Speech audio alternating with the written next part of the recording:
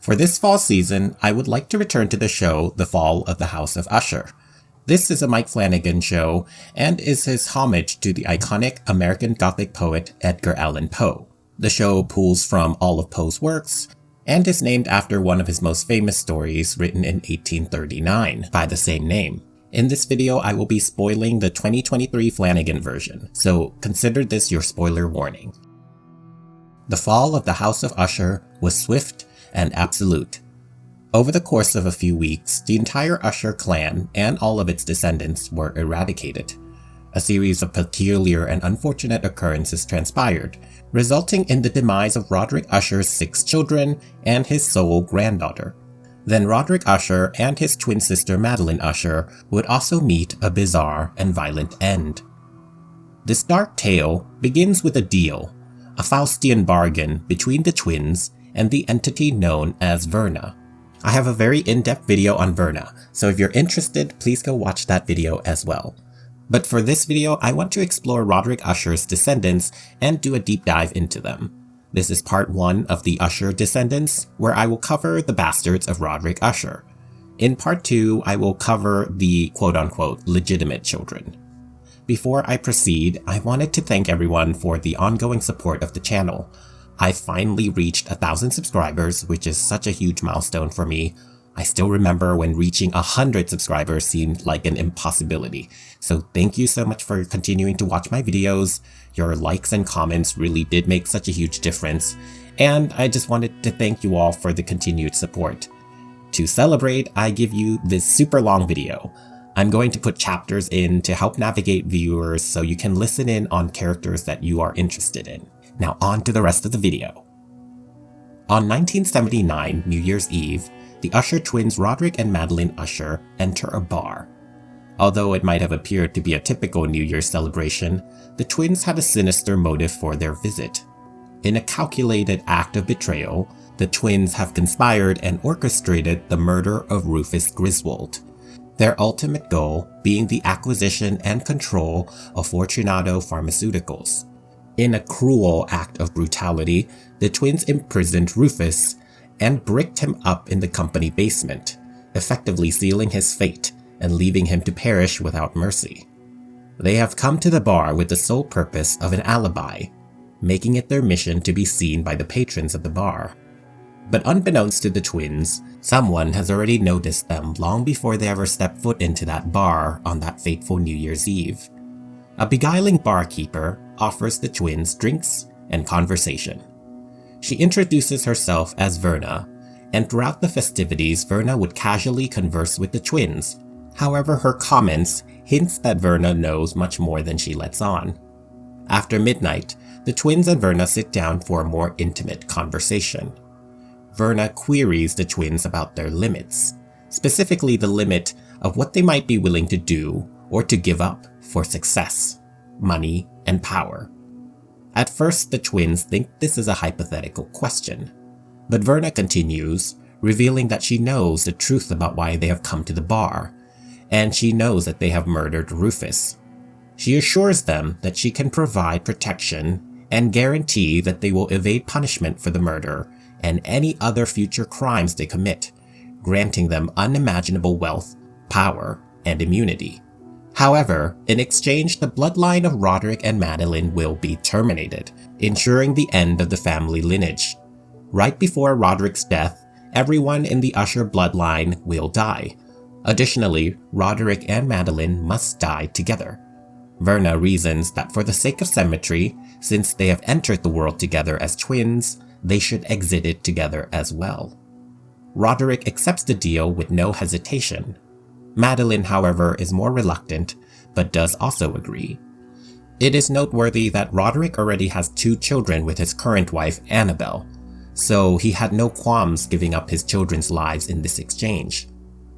Over the years, Roderick continues to father numerous children with different women. In total, Roderick has 6 children. Frederick and Tamerlane are the eldest from his first marriage to Annabelle Lee. Then came Victorine, Napoleon, Camille, and finally Prospero.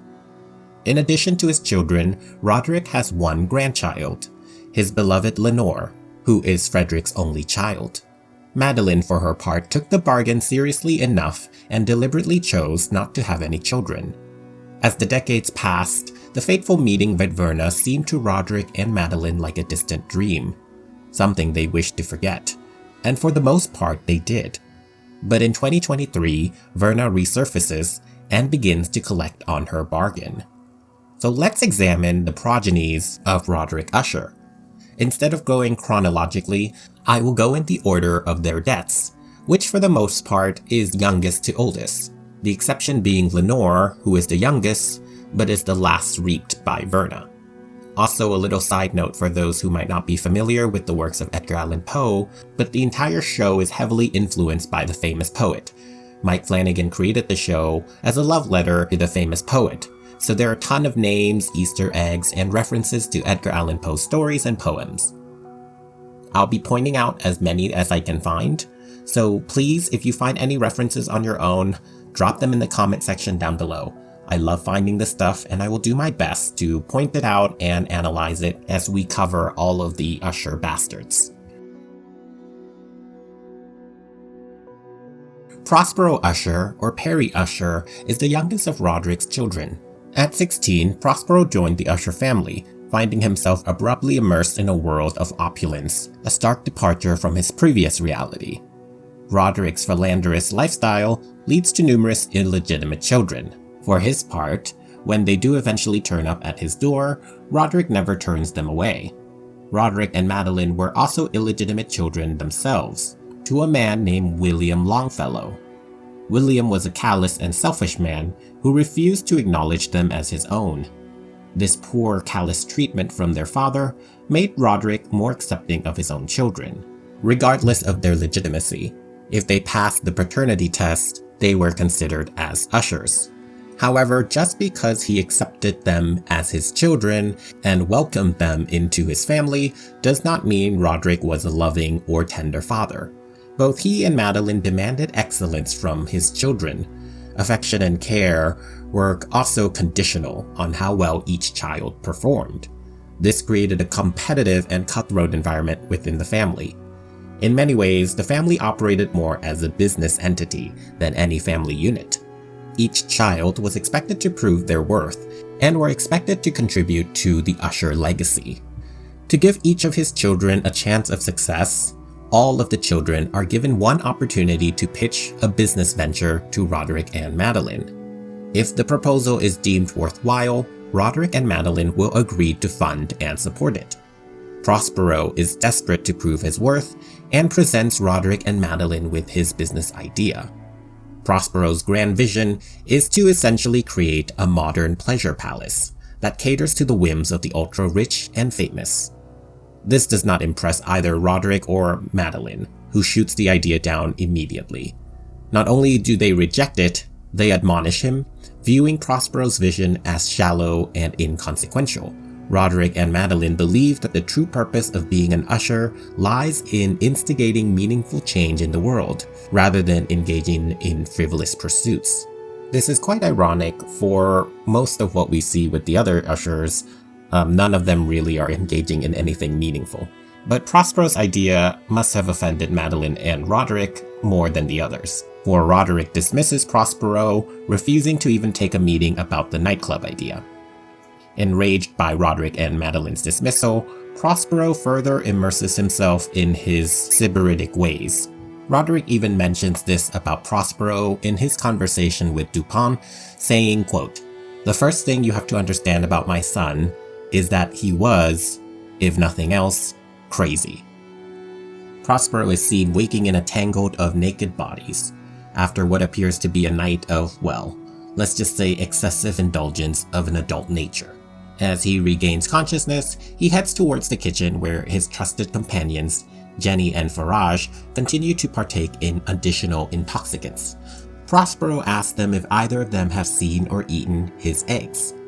When Farage replies in a flippant tone about the eggs just being eggs, Prospero picks up a fork and holds it to Farage's neck, threatening to plunge it into Farage's neck, saying, quote, "They were gulls' eggs, black-headed gulls' eggs, foraged from Keyhaven marshes.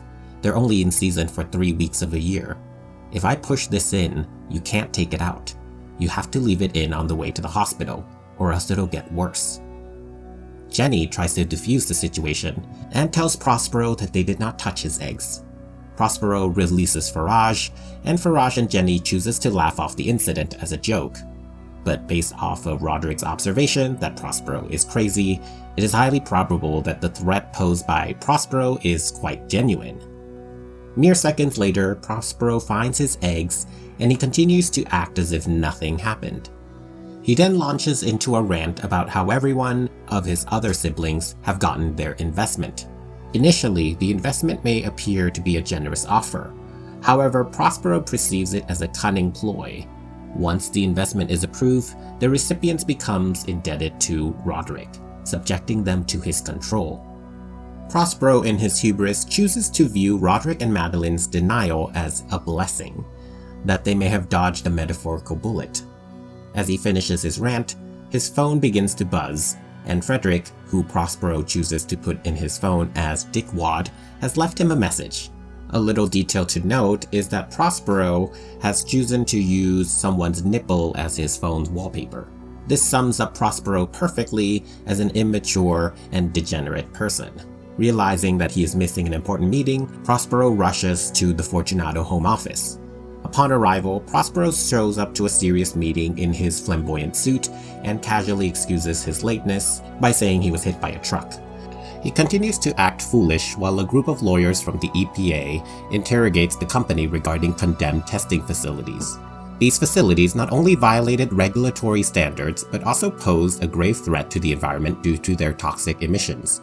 Prospero disregards the need for tact and only excitedly looks at the different facilities, delightfully asking if Fortunato owns all of these places.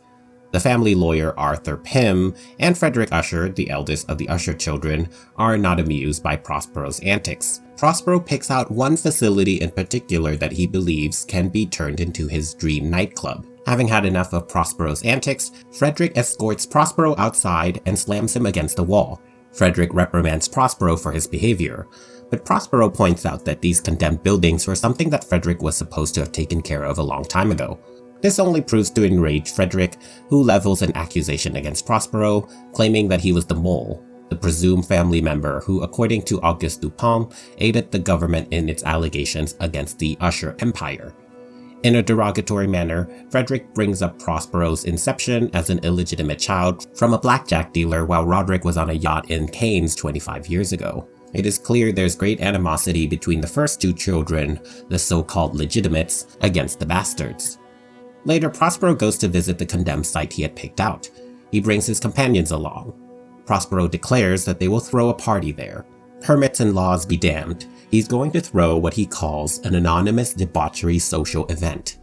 His idea is that the venue would change constantly, and an exclusive guest list would be carefully crafted to attend his pop-up clubs. Of course, this exclusive list will come at a very expensive price.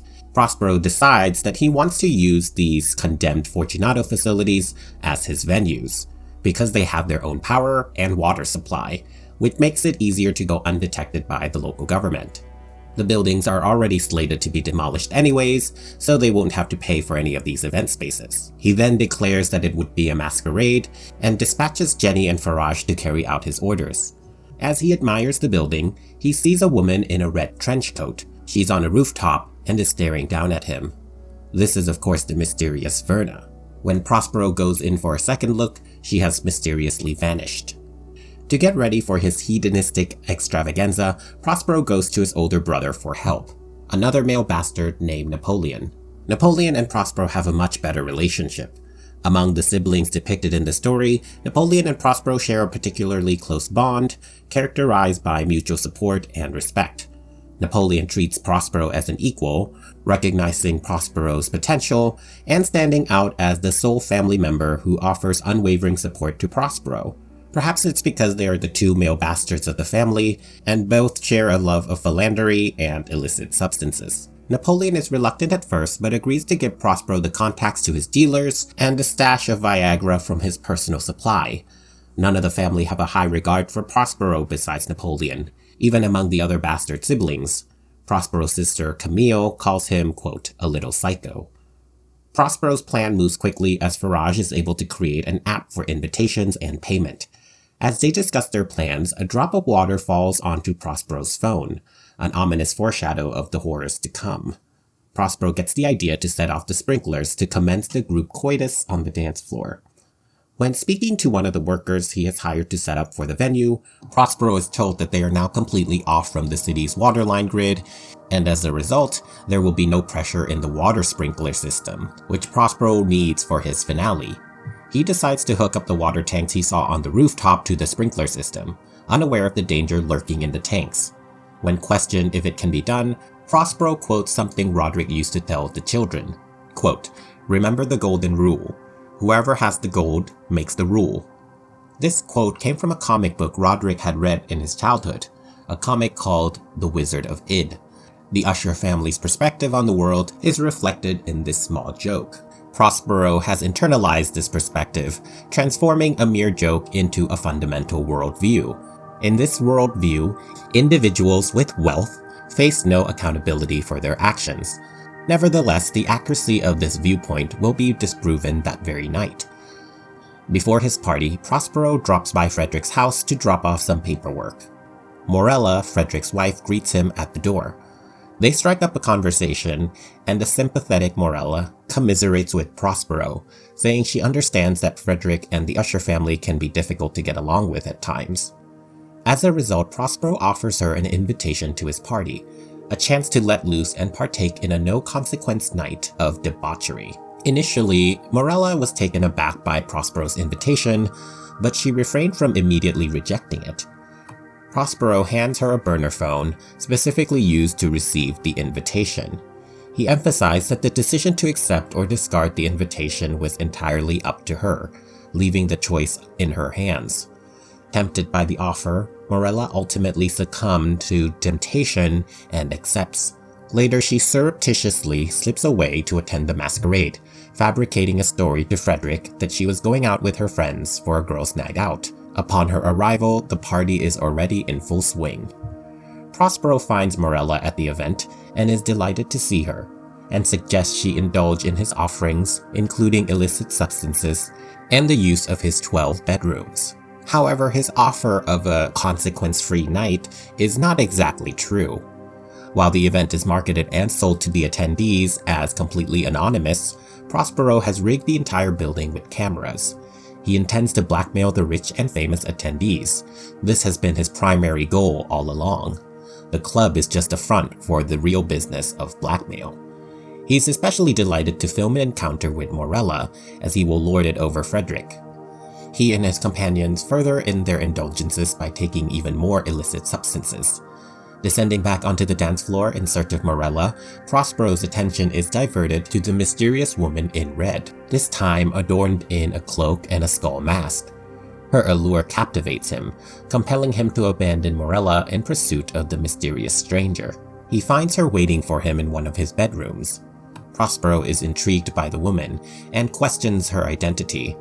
The woman in red removes her mask, and it is revealed, of course, that this is Verna. True to her cryptic nature, she offers no answers for him. However, she alludes to possessing knowledge of Prospero's identity, leaving him captivated and eager to uncover more secrets. Excited, he asks her if she likes his party, to which she replies, quote, "The music, the lights, the beautiful flesh, so pretty and soft, but the smells of it, all the sweat, the perfume, the lotions, the musk, sex, yes, but with a dash of Rome." Prospero's name, which is derived from the Latin word for prosperous and fortunate, conjures up images of a decadent Roman Empire. As Verna's mention of Rome suggests, when I saw the show, Prospero's character strongly reminded me of a young Roman emperor, Caligula, who was known for his madness and debauchery. Most likely, the numerous outlandish tales about Caligula were fabricated and disseminated by his detractors, but his name has endured, and so did his notoriety.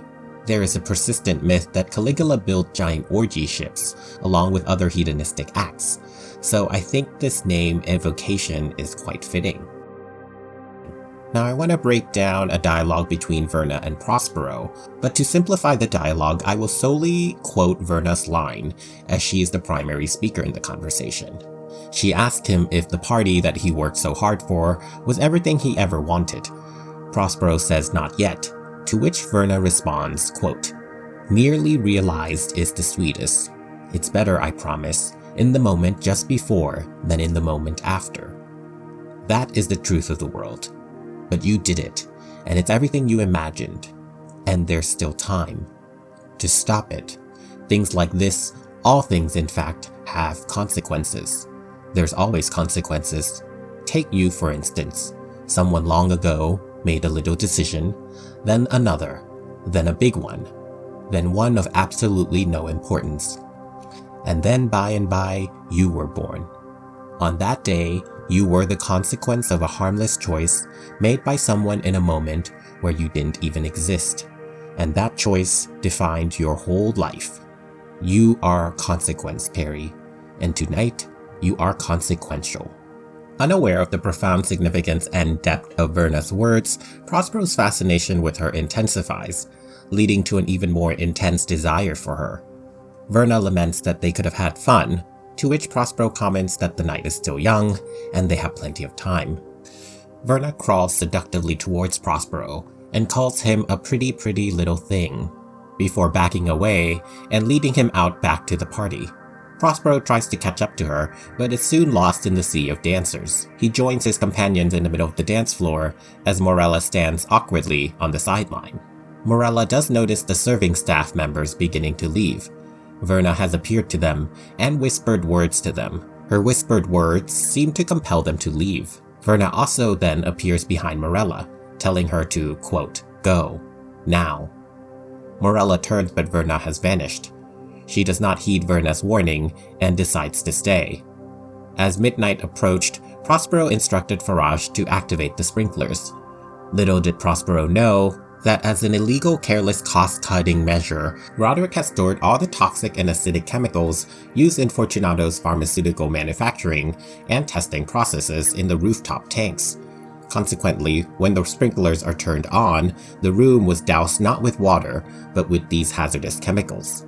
As the sprinklers released their deadly torrent, the partygoers were quickly consumed by the corrosive acid rain. Prospero's early instruction to lock the doors trapped everyone inside, leaving them with no escape from the gruesome downpour. Helplessly, the partygoers watch as their flesh is dissolved, succumbing to the agonizing fate of being melted away by the relentless rain. With his skin melted, a dying Prospero lay, gasping for air. Verna reappears. She kneels down by him and calls him a beautiful boy before kissing him. She savors the kiss and places her skull mask on his face as she claims her first usher. Prospero was indeed consequential, as his masquerade led to the deaths of 78 people. Prospero mentioned he wanted 100 attendees in total to be invited, so luckily for those who didn't show up. Out of the people who did attend, Morella Usher is the sole survivor. But her ordeal is far from over. More horror awaits her. Prospero's death kicks off the family's downfall, as he's just the start of Verna's collection. Now on to the Edgar Allan Poe references. Prospero's name is a direct reference to Edgar Allan Poe's short story, The Mask of the Red Death, which tells the story of Prince Prospero.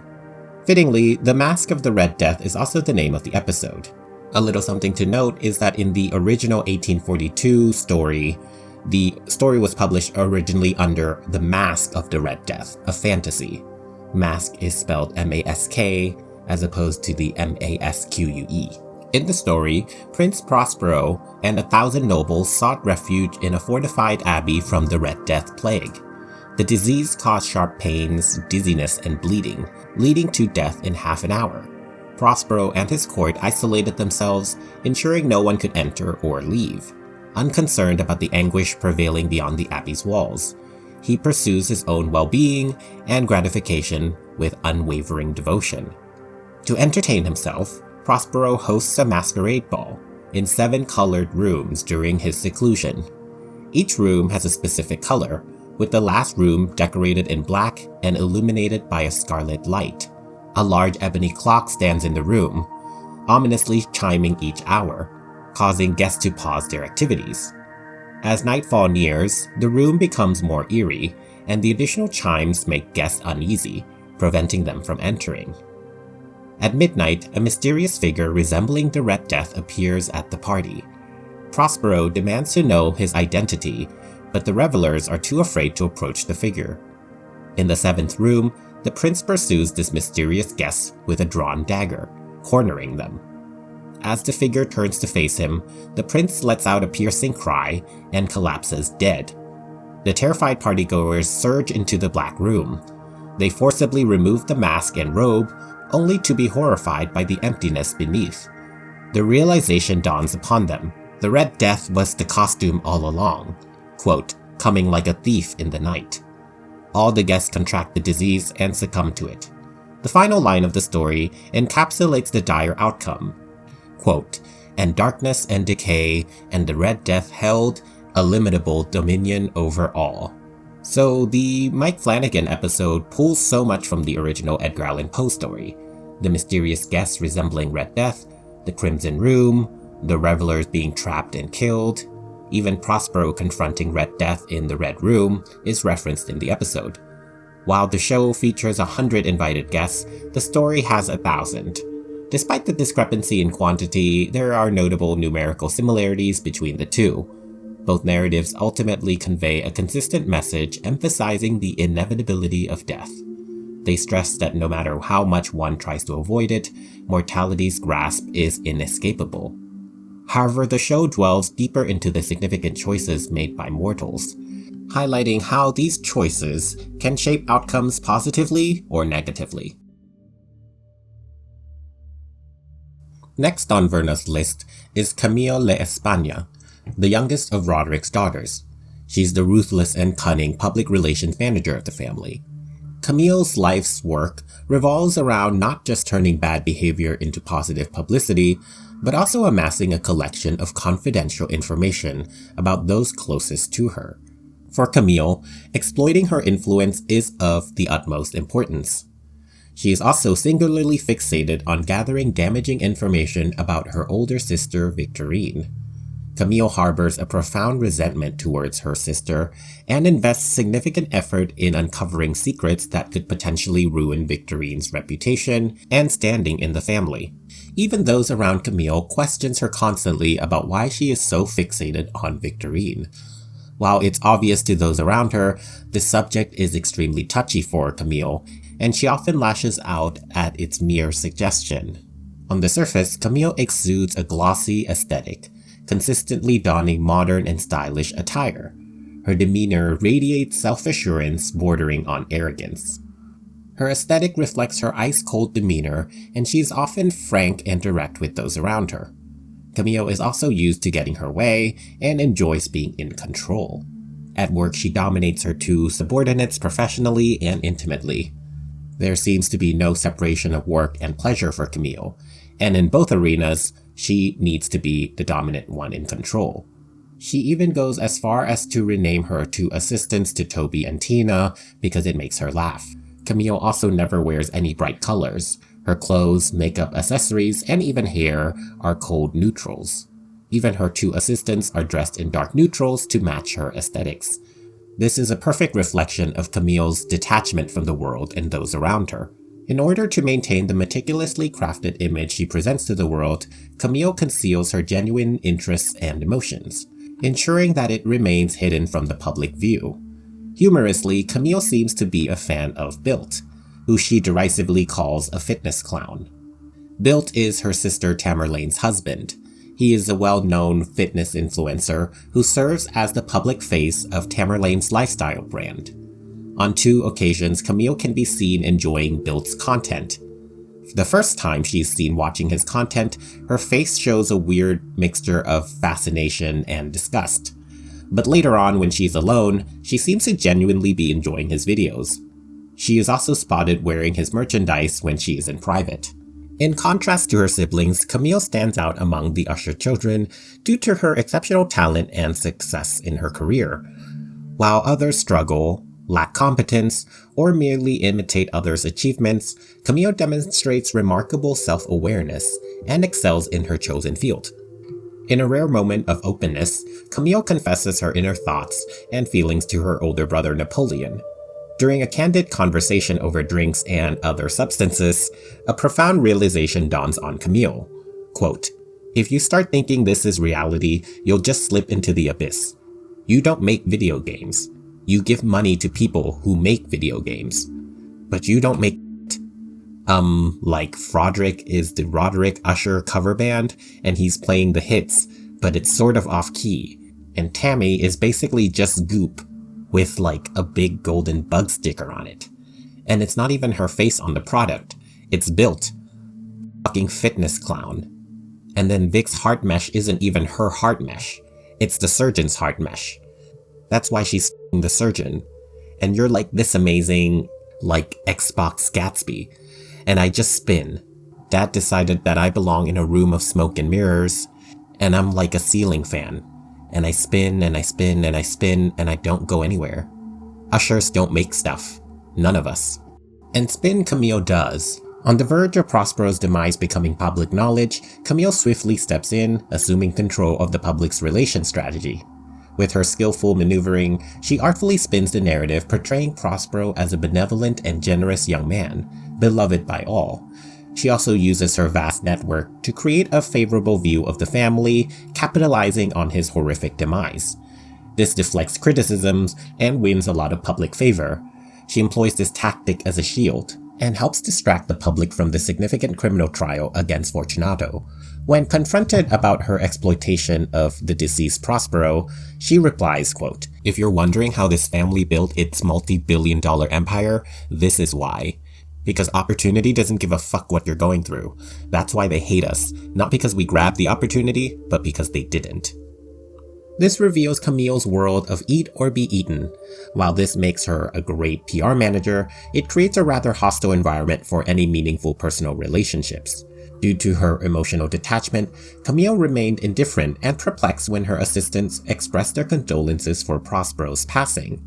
The news of her brother's demise did not elicit any discernible reaction from her, as she lacked any genuine concern for his well-being. It is ironic that her only emotional connection is to her sister Victorine. Camille's intense emotional connection with Victorine is paradoxical because she despises her, yet she is consumed by an unwavering obsession to destroy her sister. In pursuit of her malevolent goal, Camille instructed her two assistants to meticulously monitor the outcome of Victorine's heart mesh studies. Additionally, they have also established a covert spy network within Victorine's laboratory. This strategic plan eventually bore fruit when the assistants discovered anomalies related to the number of chimpanzees undergoing testing. The numbers of surviving test subjects seems to be mysteriously changed. Rumors have surfaced that Victorine engages in the unethical practice of replacing deceased chimpanzees with living ones. This alleged activity includes retrieving the heart mesh, meticulously replicating the incisions, and discreetly disposing the deceased chimpanzees during closing hours. There's a wild rumor that Victorine has been cutting up the dead chimpanzees into bits and removing them by placing them in her Birkin bag that she is lined with plastic. This particular rumor really delights Camille. Camille's detachment from others is also evident when her two assistants finally decide to stand up for themselves. They refuse to continue performing intimate acts for her pleasure and state that the two of them have fallen in love. Camille can only berate them, threaten them with legal action, and swiftly fires them. Camille views every relationship she has as transactional and is never personally invested in anyone. Even as the assistants go to leave, she asks about leads on Victorine. Toby refuses to help and tells Camille to do it herself. Sure enough, Camille goes to Victorine's laboratory by herself. With her usually characteristic arrogance and disregard for others, Camille parks her Porsche haphazardly, taking up 2 accessible parking spots in the process. She walks directly for the secure doors, like she owns the place, before she is stopped by the security guard. When she isn't immediately allowed access, she grows furious, and launches into a tirade of insults and demands. She belittles the guard's authority, incessantly requests access to her sister's laboratory, and threatens to terminate the guard's employment. Camille's outburst culminates in a classic "do you know who I am" tantrum. attempting to assert her superiority and intimidate the security guard to doing what she wants. However, the soft-spoken security guard remains unperturbed. She calmly tells Camille that she knows who Camille is, she just reiterates that Camille shouldn't be there. This guard is, of course, Verna. Verna presents Camille with an option, explaining that Camille really just shouldn't be at the laboratory. Not because she can't, but because she just shouldn't. This is Verna's way of giving Camille an opportunity to return home. However, true to her character, Camille chooses to enter the laboratory, disregarding Verna's advice. In the animal containment room, Camille couldn't contain her excitement as she discovered the deplorable conditions in which Victorine's chimpanzees were being kept. With glee in her eyes, she begins to enthusiastically take pictures of the test subjects, eager to finally have tangible evidence of Victorine's cruel and unethical actions. As she looks around the room, one of the test subjects' door ominously swings open. In the midst of Camille's triumphant elation following her victory over Victorine, an unexpected voice sliced through the air, spoiling her fun. It was Verna, her gaze piercing through the dark as she posed a question, quote, "Why do you hate her?" Camille is startled and grows agitated by Verna's interruption, but Verna continues with a monologue about animal test subjects. Verna recounts the history of human testing on animal and ruminates on human cruelty. Rather than a direct reprimand, it is a subtle and indirect commentary on human behavior, akin to an astute observation made by an inquisitive outsider. Verna then asks Camille again why she hates her sister so much, pointing out that on paper, they really should be allies, as they are both the bastard daughters of Roderick Usher. Verna comments on humanity's cruelty, saying, quote, "I love how deliciously, pointlessly mean you lot can be."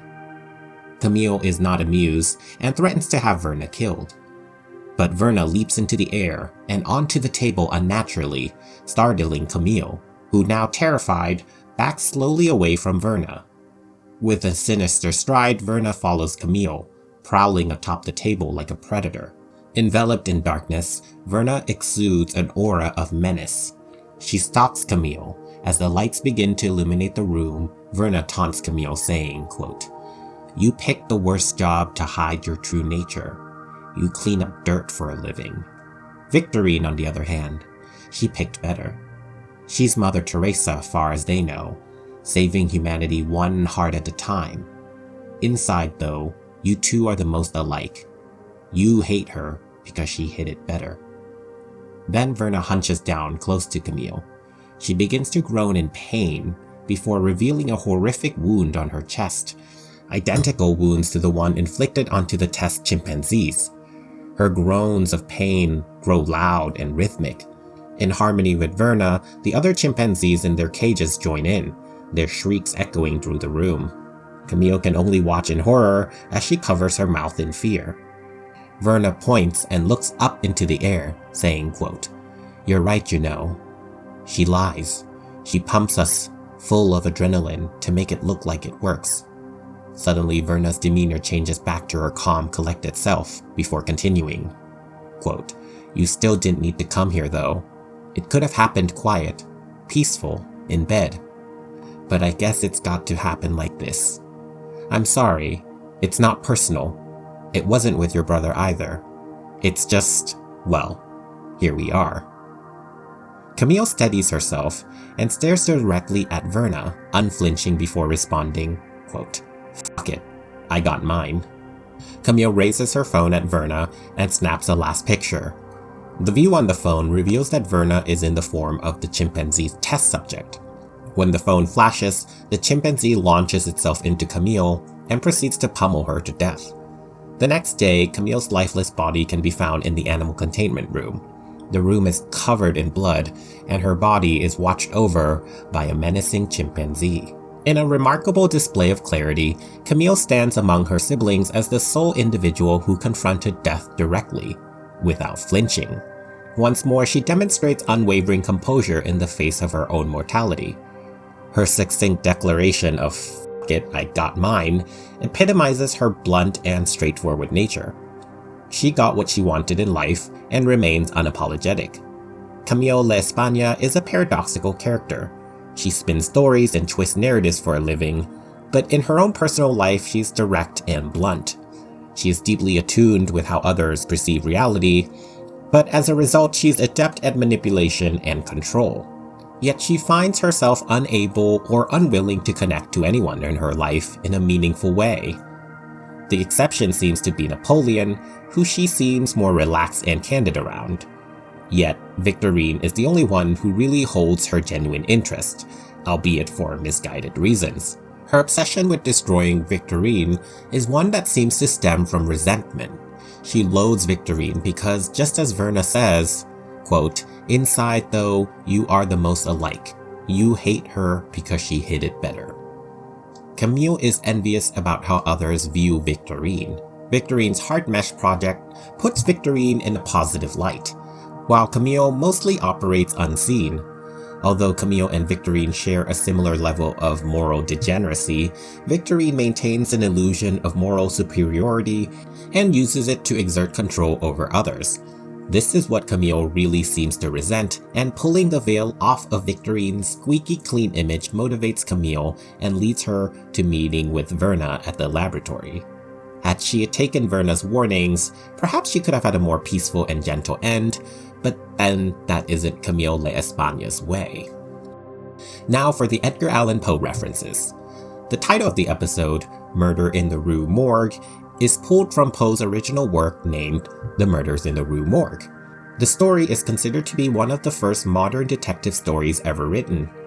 The story follows C. Auguste Dupin, a fictional French amateur detective who uses a method he calls ratiocination to solve the murder of a mother and daughter in Paris. Auguste Dupin is a recurring character in Poe's writings.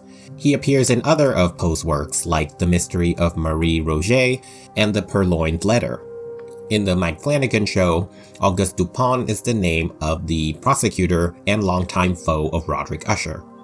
Additionally, the original story of the murders in the Rue Morgue, the murder victims are named Madame L'Espanaye and her daughter Camille. So in the show, their names are combined to form Camille L'Espanaye. The murders happened on Rue Morgue, a fictional street in Paris, hence the title name. In the show, Rue, or R-U-E, Morgue is mentioned. Victorine's laboratory is located on what is referred to as the Rue facility, but it used to be called Roderick Usher Experimental. It was changed to just RUE, or Rue, to obfuscate direct connections to Roderick Usher due to its poor reputation of harming the test animals. Camille says when she was younger, Roderick would call it the Rue Zoo, but as she grew older and understood what the actual facility was for, she now calls it by the nickname Rue Morgue.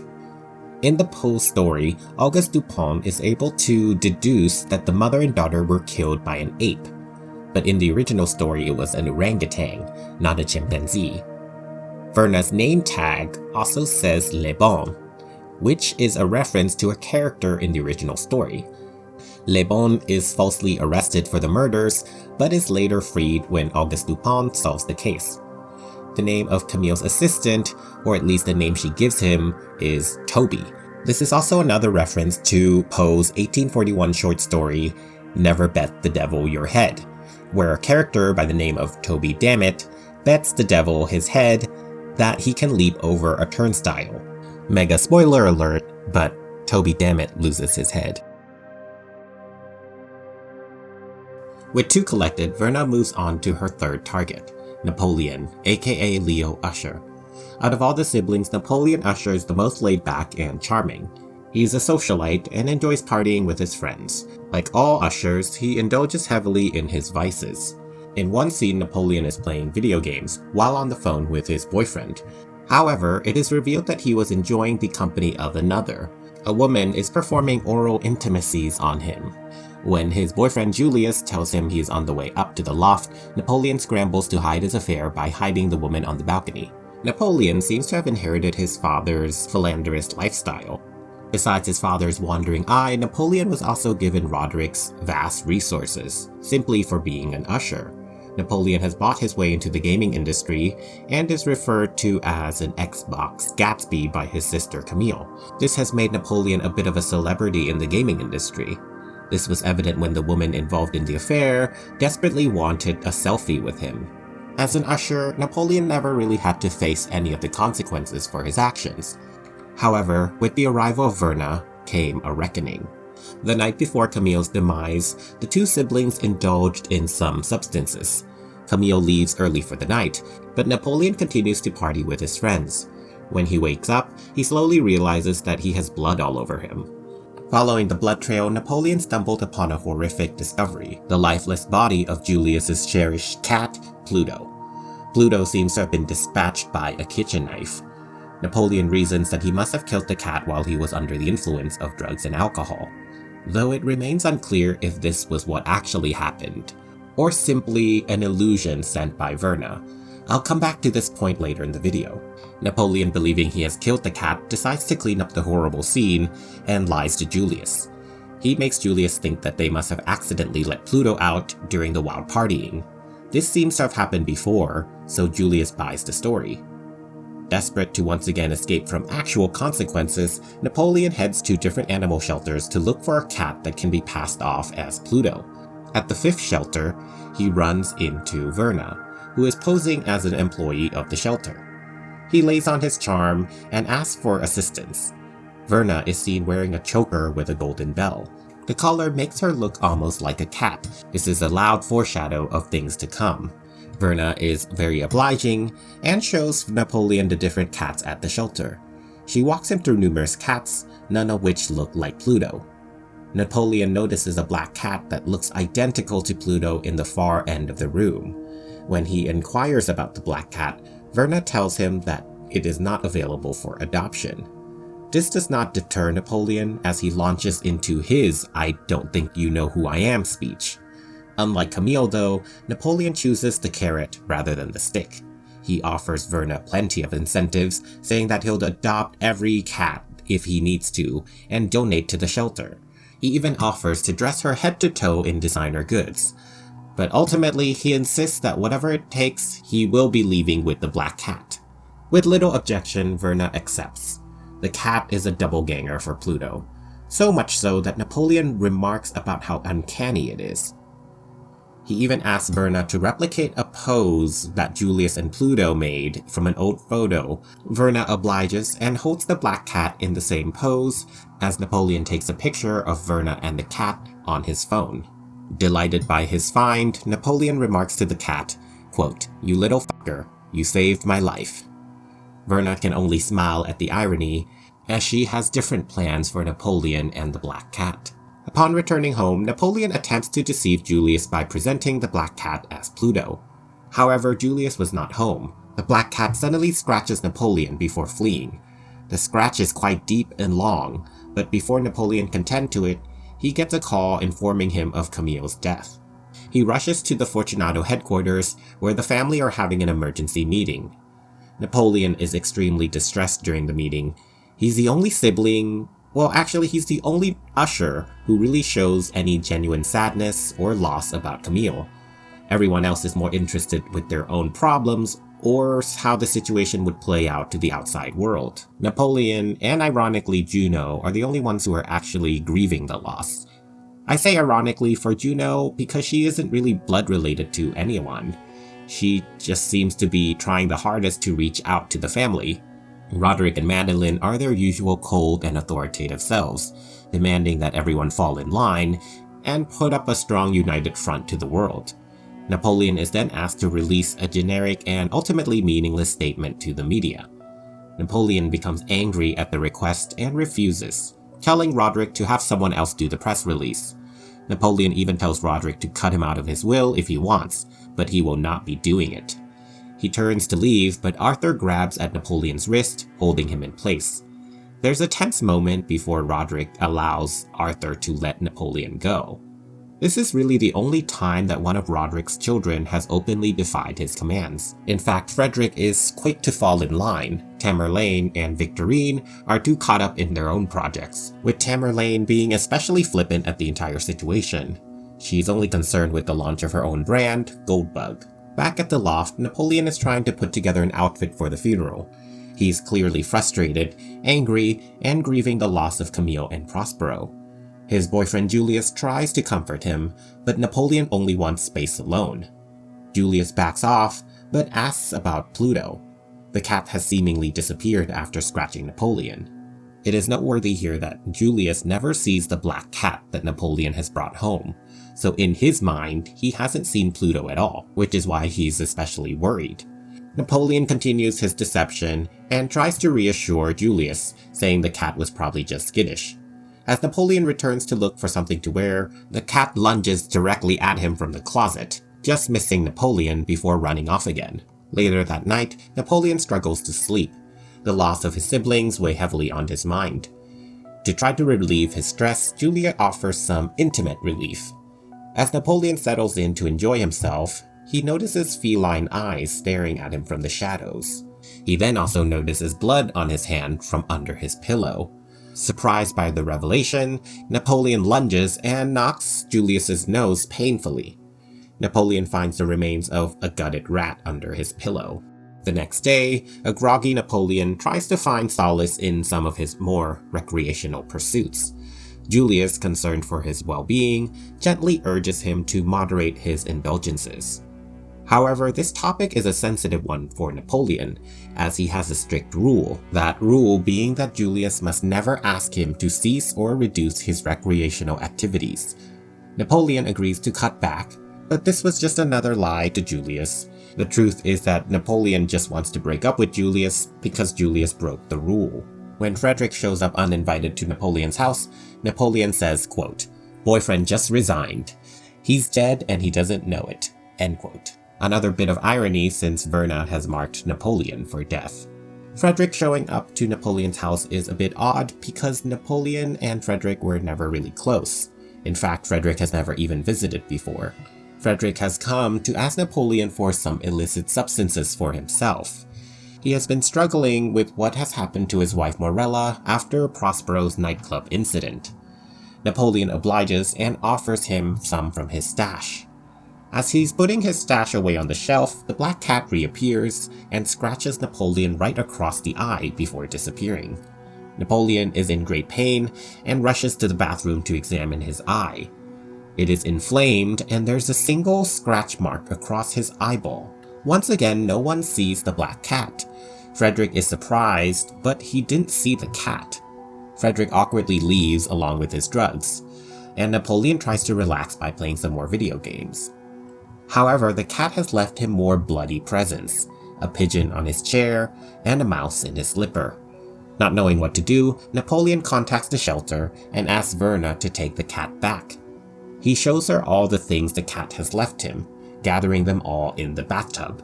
Verna is not fazed and is only slightly amused that he has gathered them all in the bathtub. She then indicates that the cat is in the wall. As Napoleon puts his ear to the wall, he can hear the cat's yowls. He follows the noise around the loft as Verna begins a monologue about how cats are apex predators and how they need to hunt to consume prey because they need taurine, an essential amino acid that cats need to consume. As she speaks, she stalks behind Napoleon, herself a predator stalking a prey. Verna tells him, quote, "They're predators because they're deficient." She then licks Napoleon's ear, which startles him, and as he turns to face her, she continues, quote, "A lot like your father, aren't they, Leo? Heads up." The cat suddenly appears behind Napoleon, lunging at him and scratching him viciously across his face and neck. He struggles with the cat before squeezing its face so hard, its right eye pops out of its socket. The cat retreats. As it does, Verna faces Napoleon, her hair tousled and her right eye hanging out of its socket. She licks her hand like a cat before disappearing. Sounds of the cat can be heard coming from the wall. An enraged and frantic Napoleon begins to break the wall down. He humorously uses Thor's hammer to smash into the wall. Napoleon makes a hole in his wall and sticks his arm in trying to get the cat, but he is unable to reach it, while it scratches at his arms. Napoleon continues to rage, and when Julius finds him sometime later, the loft is completely destroyed. Julius can only watch in horror as Napoleon rips through a new wall. Napoleon finds Verna and the cat. Verna appears to be dead, while the cat hisses at Napoleon while perched on her shoulder.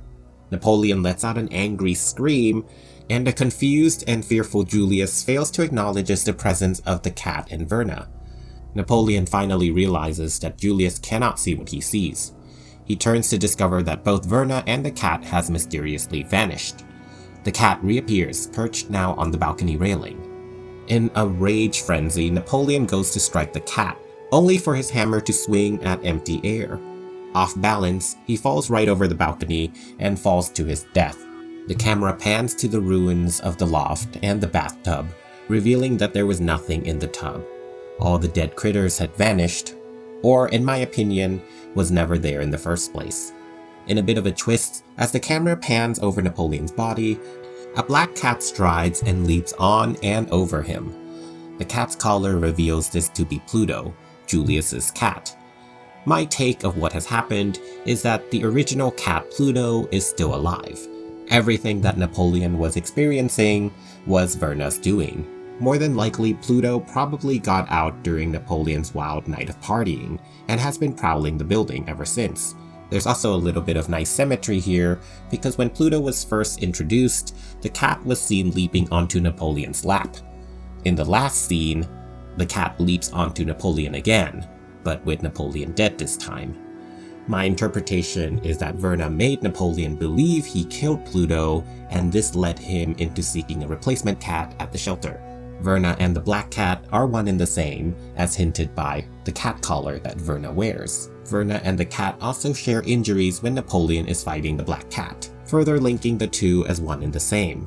Verna has been stalking him and hunting him this whole time, slowly driving him insane. These visions of things that aren't really there seems to be an ironic punishment of sorts for Napoleon, whose major vice is to partake in mind-altering substances. So she gives him visions of things that aren't really there, and it leads him to his doom. Like his siblings, Verna does offer him a choice of adopting other cats at the shelter, even telling him that the black cat wasn't available. But Napoleon was adamant in his choice. I think in this way, she's letting each usher pick their own path to their own demise. Napoleon's apparent agreeableness and ease conceals a deep-seated narcissism and self-absorption. Unlike his siblings, father and aunt, he does appear genuine when he mourns the loss of Camille and Prospero, showing that he seems to care for others. Yet he still exhibits the same narcissistic tendencies. Without remorse, Napoleon casually betrays Julius by cheating on him with a random fan. Napoleon then hides what he thought was the death of Pluto, and later decides to end their relationship solely because Julius raised concerns about his excessive drug use. As Verna puts it, the ushers are deficient, just like Roderick. Now for the Edgar Allan Poe references. Napoleon gets his name from the protagonist called Napoleon Bonaparte Forçat, from the 1844 short story The Spectacles. Unlike a lot of the references used in the show, this one is a comedy. In the story, a young man named Napoleon changes his last name to Simpson to inherit a large fortune. At an opera, he sees a beautiful woman and falls in love.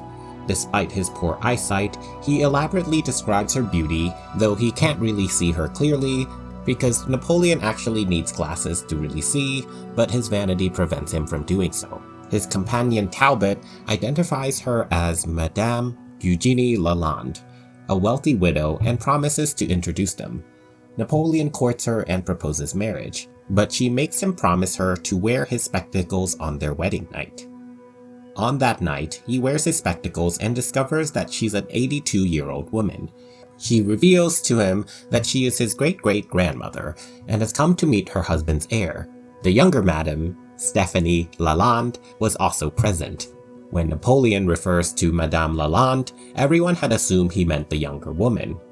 However, the truth was revealed when the elder Madame discovered that the narrator's poor eyesight had led him to mistake her for the younger woman. To teach him a lesson, the older Madame enlists the help of Talbot and another accomplice. The wedding was always a sham, and at the end, the narrator ends up marrying the younger Madame Stephanie. As a result of his experience, he vowed to never be without his spectacles. Now, the episode that focuses on Napoleon is episode 4, titled The Black Cat, and is heavily influenced by Edgar Allan Poe's original short story of the same name. There are many more similarities in this story than the spectacle story. In the original 1843 narrative, an unnamed and unreliable narrator facing execution recounts his lifelong affection for animals, and the numerous pets he and his wife had, including a large black cat named Pluto. A bond is formed between the narrator and Pluto, but years of alcoholism led the narrator to mistreat his pets. One night, fueled by excessive drinking, he perceived Pluto as avoiding him and seized the cat, getting a bite from the cat in the process. Enraged, the narrator retaliated by gouging out one of the cat's eyes. From that instant forward, Pluto, overcome with horror, bolts away every time the narrator approaches. Initially, the narrator experiences remorse for what he did to the cat. However, as time passes, his irritation towards the cat's behavior intensifies. Once again, he acts upon his rage and ties a noose around Pluto's neck and hangs it from a tree. During the night, a mysterious fire engulfs the narrator's house. Despite managing to escape unharmed along with his wife and servant, they suffer the unfortunate loss of all their belongings. Remorseful over his actions, the narrator later encounters another black cat at a tavern and decides to take it home. The cat is similar in size to Pluto. This cat also lacks one eye.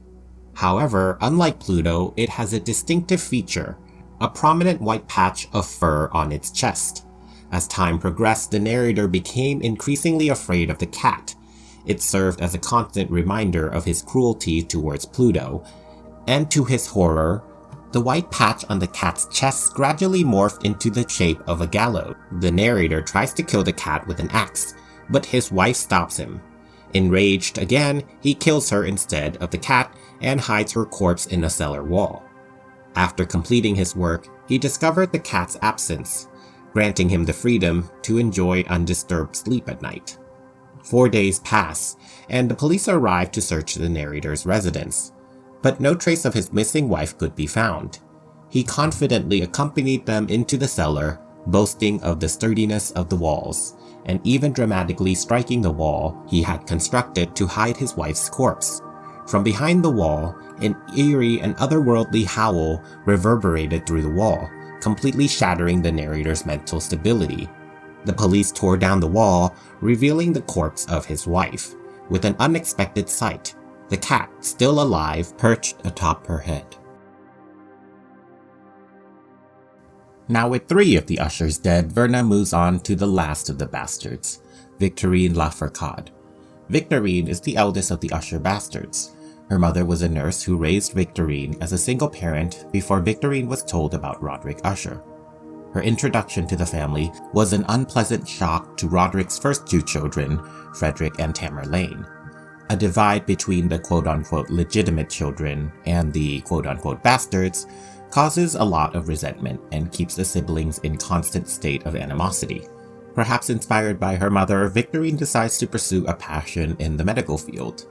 The investment she asked from Roderick was in her experimental heart mesh project called the Herovesta. If this heart mesh succeeds, it would be an engineering marvel, a momentous invention that could change the world. This gives Victorine a lot of social cachet and a veneer of propriety, which she is happy to exploit. Victorine is able to recruit the help of the talented Dr. Alessandra Ruiz. The two soon develop romantic feelings for each other and becomes a couple. At first glance, Victorine comes across as the most level-headed of the children. Her relationship with Dr. Ruiz and her work in the medical field seems admirable, especially when compared to what her other siblings have been up to. But as the other bastards start dying, things begin to grow more desperate for Victorine, and she begins to exhibit the classic negative traits common amongst the ushers. She proves to be just as arrogant, selfish, and vicious as the rest of the family. Roderick and Madeline's support of Victorine's heart mesh project is also very conditional. They expect success and apply a great deal of pressure on Victorine to succeed, which begins to weigh on Victorine more and more. However, the heart mesh project is not advancing fast enough, far from it. Just as Camille suspected and uncovered, Victorine has been falsifying data to make the results more favorable. In truth, she is barely able to keep the chimpanzee test subjects alive. In addition, she's been using very questionable paralytics supplied to her by her father in her experimental procedures, which puts the entire study into question, as Alessandra points out. Victorine is eager and desperate to move on, no matter the cost. The pressure to succeed is so great that Victorine breaks down in private, cracks in her mental stability already showing. Enters Verna. As Victorine stops by Dr. Ruiz's office, she happens to run into Verna. Verna has taken the form of a trusting and vulnerable patient with a weak heart. Verna's persona is called Pamela Clem, so I'll just be calling this persona Pamela. When the two run into each other in the hall, Pamela drops her personal medical files. Victorine is at first very annoyed by the situation, but takes notice when Pamela mentions her heart issues. The seemingly discombobulated Pamela nervously tells Victorine that she does not know where to put her personal files, as she is scared of giving it to the wrong person, especially a person who would want to steal her personal information for nefarious reasons. Victorine is, of course, that very person. Victorine reassures Pamela, telling her that she works with Dr. Ruiz. Victorine offers to deliver Pamela's documents for her. Once out of sight, Victorine immediately begins to dig into Pamela's file, finding that Pamela is a perfect candidate for the heart mesh project. The death of Camille at Victorine's facility brings Victorine unwanted attention and scrutiny. Additionally, Roderick's negative health prognosis makes him more desperate and demanding than ever. He believes that Victorine's heart mesh project may prove to be a way to extend his own life, and he believes, by extension, that this would keep Verna at bay. A confrontation with Roderick, who threatens to pull funding and support after already spending $200 million on the heart mesh project, solidifies Victorine's resolve, and she lies to Roderick, telling him that she is ready to move to human trials. There's little evidence that a chimpanzee, let alone a human, would survive the procedure. Victorine is unaware that Roderick hopes to eventually undergo the procedure himself. She just knows that she needs a human test subject to show him that this is still viable and would therefore be able to keep the project going. Victorine meets up with Pamela and has her sign waiver after waiver to prepare her for the procedure. Pamela muses on the amount of paperwork, but says that she trusts Victorine. Victorine is more than happy to exploit this trust, commenting that trust needs to go both ways. Ironic, for both Victorine and Pamela are being deceptive about their true nature and motives. The discussion turns to the ethics of large corporations taking advantage of people in low-income countries. Pamela notes that this type of exploitation often occurs because desperate individuals are more susceptible to it. They are less likely to report such incidents, since opportunities, however exploitative, may be their only option. Unsurprisingly, Victorine is of course in favor, saying that this is a way that both parties can get what they want. She reasons that people who need the most help can benefit in this type of situation, equating it to how Pamela is in need of the heart mesh. Victorine then shows Pamela the heart mesh, and says, quote, "It'll gather real-time data about your heart and entire vascular system, evaluating its efficiency. It can locate blockages before they become clots or strokes. This can help prevent numerous cardiovascular issues. It can save your life. And then one day, if all goes right, it will take over, keeping your heart beating perfectly in rest, stress, exercise, exertion, all of it." Pamela hugs Victorine in a show of relief and gratitude. Pamela then asks if Dr. Alessandra Ruiz will be performing the procedure, to which Victorine lies. The truth is that Dr. Ruiz has no idea that the procedure is even happening. Victorine's large smile is a bit uncanny and unsettling as she tries to reassure Pamela. Little does Victorine know she's really just fallen for Verna's bait and has chosen the path of her own demise. The deaths of Prospero, Camille, and Napoleon seem to have little to no effect on Victorine personally. It, however, does add to her stress, as there is now unprecedented scrutiny and suspicion around her work. The deaths of 3 family members seem to be viewed more as a significant inconvenience, rather than a profound loss by the Ushers. Victorine gathers her 2 remaining siblings to discuss the recent events at a bar in private. She suggests that in such troubling times that they should pull together. She then reminisces on the appearance of the younger bastards, who she calls the the littles. It is clear that she doesn't really associate herself with her other younger siblings, and that she considers herself to be part of the older sibling group, the more quote-unquote legitimate children. However, it is clear that Tamerlane and Frederick do not agree, with Tamerlane commenting, quote, "I remember when you showed up," clearly letting Victorine know that she does not associate Victorine amongst the original children. But Victorine ignores the comment and continues, quote, "God, how annoyed we were, and watching them try to fill that hole. The drugs, the fame, the spending, all of it. Just f***ing sad, man." Tamerlane rightly calls Victorine out, saying that Victorine is no different from the others. The conversation quickly breaks down. Instead of concentrating on the loss of their other siblings and commiserating during a difficult time, the 3 remaining Usher children begin to bicker and throw jabs at one another. Their hostility boils over when Tamerlane brings up suspicion around Victorine's project and how Camille was killed by one of Victorine's test chimpanzees. Victorine storms off, saying, quote, "I don't need a breakthrough, because I'm going over the top." Later that night, Victorine gets into a huge argument with her lover and partner, Dr. Alessandra Ruiz. Alessandra has found out from her office that Victorine has booked an operation without her consent or even knowledge. The operation is of course on Pamela, who is to be the first human subject of the heart mesh.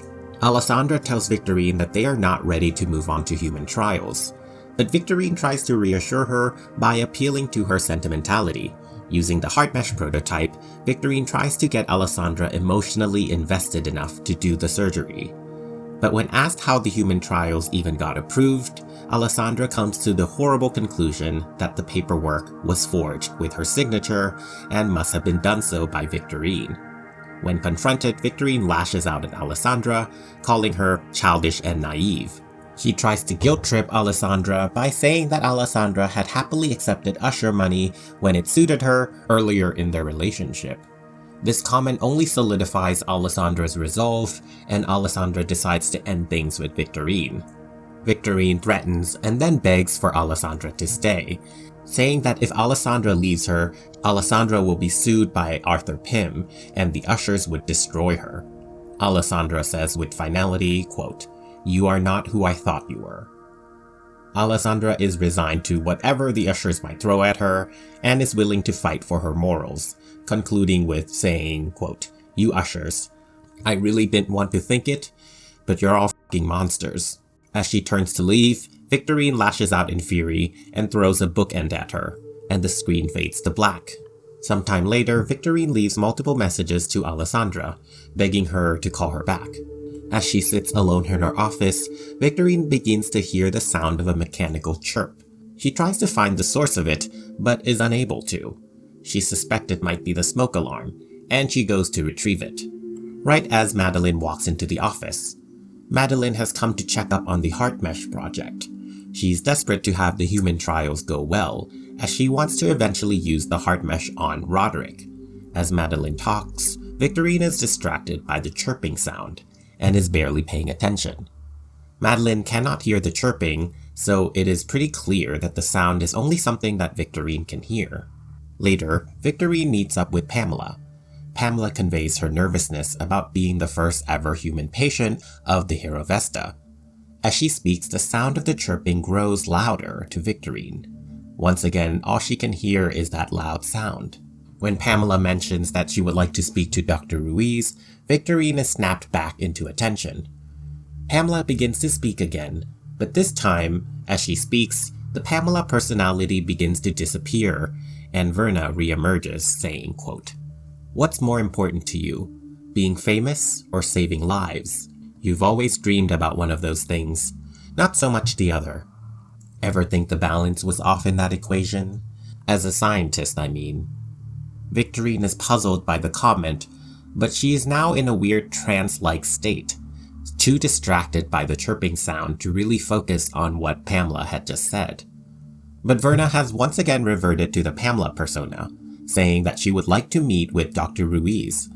Victorine tries to reassure Pamela, but she's too distracted once again by the chirping. The sound is so loud and overwhelming. And once again Verna reappears and continues, quote, "Do you know the term operant conditioning? It's what a horse has that lets them know a rider might be nervous or hesitant. They read erratic behavior. Not fear, not exactly, but animals learn real quick to avoid that person. That's you, in a nutshell. You're so out of touch with your human side, you can't even listen to anything outside your own head. Suddenly, Pamela returns and tells Victorine to have Dr. Ruiz call her, and if Dr. Ruiz tells her to do the procedure, she would do it. When alone, Victorine tears her office apart to look for the sound, but to no avail. Her phone rings and she immediately hopes that it is Alessandra. When it isn't, she tries to call Alessandra again and leaves a desperate voicemail. Victorine is still holding out hope that Alessandra will perform the surgery, since this is the only way that Pamela would agree to do it. In a final desperate plea to Alessandra, Victorine begins to say "I love you," but stops.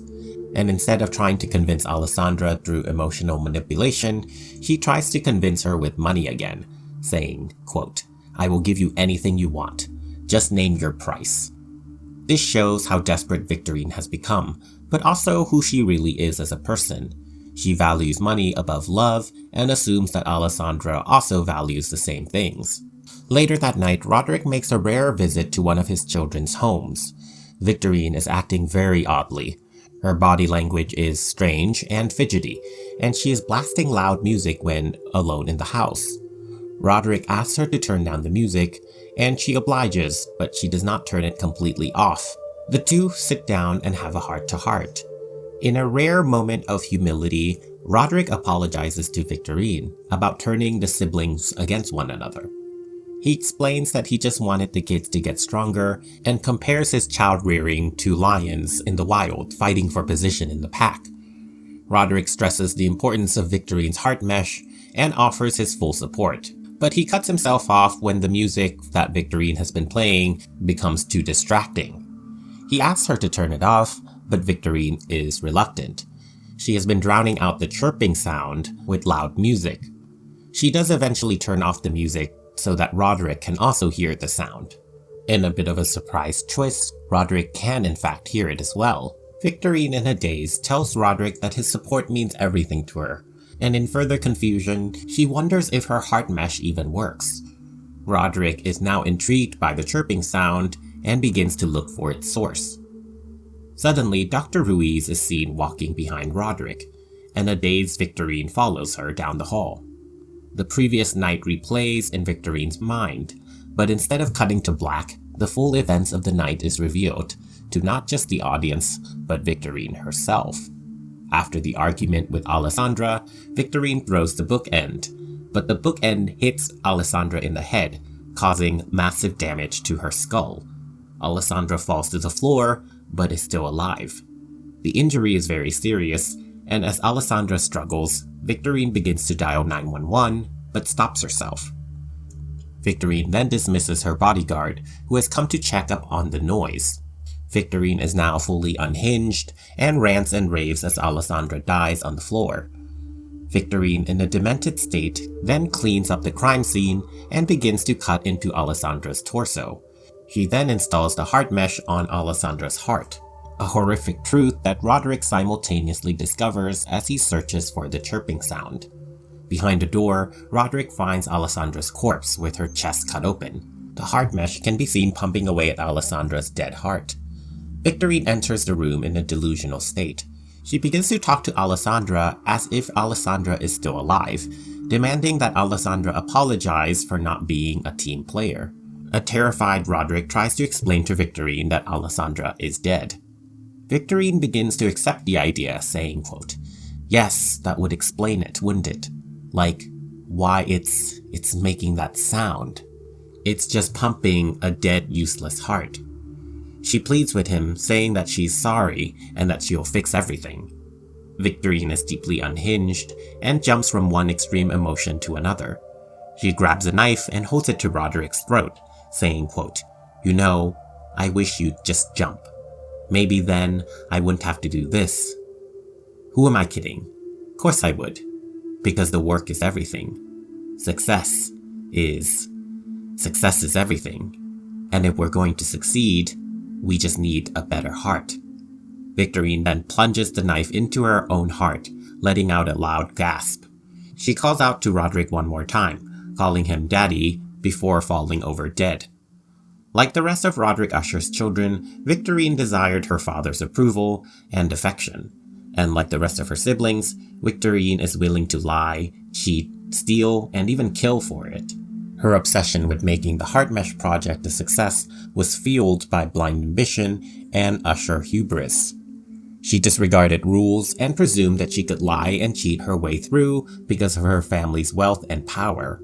However, the sound of the chirping heart mesh became a constant reminder that she murdered her partner, and it quickly drove Victorine insane. Similar to her siblings, Victorine's death was orchestrated by Verna's machinations, but in Victorine's case, it is hard to know where Verna's influence begins and ends. Verna sets up the temptation by taking the guise of Pamela, the perfect patient, but everything else is arguably Victorine herself. The noise perhaps could have been caused by Verna, but it could have also been a manifestation of Victorine's own guilt. Something to note is that during the last confrontation with Roderick, Victorine says, quote, "I wish you'd just jump." This is a reference to a moment when Roderick contemplating jumping off the Fortunato building. Victorine was not with Roderick at the time, so how could she have possibly known that Roderick contemplated jumping? So this hints of Verna's influence, and Victorine might have been under Verna's influence the whole time. Whatever the case may be, in the end, Victorine's own hand plunged the blade into her own heart. A fitting end for a woman who was so obsessed with her heart mesh project that it destroyed her own. Now moving to the Edgar Allan Poe references. The name Victorine LaFourcade comes from Poe's short story named The Premature Burial, published in 1844. A small section of the story is dedicated to telling the tale of a beautiful young woman called Mademoiselle Victorine LaFourcade. She is wed to a man who mistreats her. After some time with him, she falls ill. Her condition closely resembled death, so she was prematurely buried alive. Luckily for her, another man who loved her disinters her in hopes of collecting her hair as a memento. To his amazement, he finds her alive and nurses her back to health. She begins to reciprocate his love, and the two escape to America together. So a bit of a strange and grim story with a happy ending. Edgar Allan Poe was fascinated and terrified of the thought of being buried alive, and he fixated on the idea in a few of his works. In the show, there are references to this with Roderick's mother, who was buried alive and digs herself out of the grave, proceeding to strangle Roderick and Madeline's estranged secret father to death. Another case of somebody being buried alive in the show is when Madeline and Roderick decide to trap and break up Rufus Griswold so they can take over Fortunato. The title of the episode that focuses on Victorine is called The Telltale Heart, which is named after one of Edgar Allan Poe's short stories. The original story follows an unnamed narrator. The narrator, despite claiming sanity, seems to be experiencing some sort of mental instability. The narrator lives with an old man who has a clouded pale blue vulture-like eye. The narrator is deeply disturbed by the old man's pale blue eye, to the point of plotting his murder. Despite this, the narrator maintains that they love the old man and have never been wronged by him. The narrator's insistence on meticulous precision in carrying out the murder is presented as evidence of their own sanity. Over 7 nights, the narrator attempts to catch the old man's evil eye by shining a sliver of light into his room. However, the vulture-like eye remains closed. On the 8th night, the narrator is able to cast a ray of light directly onto the pale blue eye. To the narrator's horror, the eye is wide open. The sound of the old man's heartbeat grows louder and louder, intensifying the narrator's anxiety. Overwhelmed, the narrator finally decides to strike. The narrator jumps into the room, and the old man shrieks once before he is killed. The narrator then dismembers the body and conceals the pieces under the floorboards, ensuring the concealment of all signs of the crime. Even so, the old man's scream during the night causes a neighbor to summon the police, who the narrator invites to look around. Confident that they will not find any evidence of the murder, the narrator brings chairs for them, and they sit in the old man's room. The chairs are placed on the very spot where the body is concealed. The police suspect nothing, and the narrator has a pleasant and easy manner. However, the narrator's anxiety escalates as a ringing in their ear intensifies. The sound is of the old man's heartbeat pounding, emanating from the floorboards beneath. Despite the narrator's growing terror, the officers seem oblivious to the sound. The narrator's fear becomes unbearable, and they are convinced that the officers are not only aware of the heartbeat, but also their guilt. In a moment of panic, the narrator confesses to the crime and directs the officers to the old man's body hidden under the floorboards. The name Alessandra Ruiz could be a nod to Edgar Allan Poe's unfinished play, Politian. The play was a fictionalized account of the 1825 murder of Solomon P. Sharp by Jeroboam O. Beauchamp in Kentucky. Anna Cook, seeking revenge on Solomon after she had his stillborn child and was dishonored by him, convinced her lover Beauchamp to kill Sharp. The couple was found guilty of the murder and sentenced to death. Beauchamp and Cook attempted to end themselves by consuming laudanum but were unsuccessful. On the day of the execution, the couple tried again and stabbed each other. Anna would die as a result of the injury, but Jeroboam, who was seriously injured, was led to the gallows to be hanged at the age of 23. As per their wishes, their bodies were placed in a single casket, embracing each other. While Poe was inspired by these real events, he sets his unfinished play in 16th century Rome. One of his characters is named Alessandra and seems to have been inspired by Anna Cook. In the Flanagan Show, Victorine's end may have also been inspired by the real end of Anna Cook. The name Pamela Clem seems to have been inspired by the maiden name of Poe's wife, Virginia. Edgar Allan Poe and Virginia Clem were first cousins who married when she was just 13 years old and he was 27. So double big yikes there. Virginia's passing from tuberculosis at the young age of 24 had a significant impact on Poe's subsequent works. Poems such as Annabel Lee and The Raven delve deep into the theme of losing a beloved woman, reflecting the profound loss he experienced with Virginia's untimely death in 1847.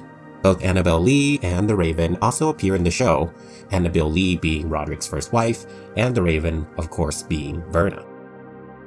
This concludes my summaries and analysis of the Usher bastards. I want to eventually dive into the quote-unquote legitimate children and grandchild of Roderick Usher, so stay tuned for that video. Again, I want to thank all my subscribers for your continued support. Your likes and comments really help the channel grow, and I always enjoy reading every single comment. So thank you again, and I will see you next time upon A Midnight's Dreary.